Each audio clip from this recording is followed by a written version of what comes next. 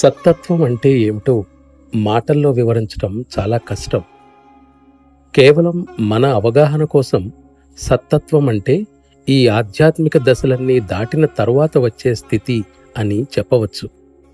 ఆ స్థితి కూడా సత్తత్వ స్థితి యొక్క మొదలు మాత్రమే. ఆ తర్వాత అది కూడా అదృశ్యమై దానికి సంబంధించిన జ్ఞాపకం కూడా క్రమంగా పోతుంది.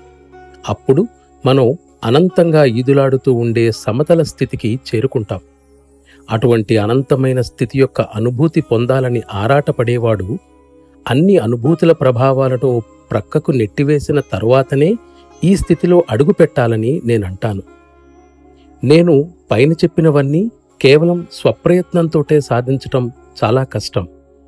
కారణమేమిటంటే మనం పైపైకి ఉన్నత స్థితులకు ప్రయాణిస్తున్న కొద్దీ ప్రకృతి యొక్క శక్తి సూక్ష్మాతి సూక్ష్మంగా ఉంటుంది.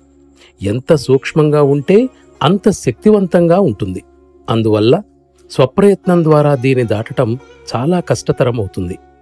ఈ స్థితిలో అభ్యాసిని తన శక్తితో పైకి లాగగలిగే మార్గదర్శకుని సహాయ సహకారాలు అత్యంత అవసరం. అయినా కూడా నా దృష్టిలో గురువు తన శక్తిని ఉపయోగించి అభ్యాసిని పైకి తోసినా కూడా అభ్యాసి అక్కడ ఉండేలా సహకరించకపోతే అతడు దిగజారిపోయే ప్రమాదం ఉంది.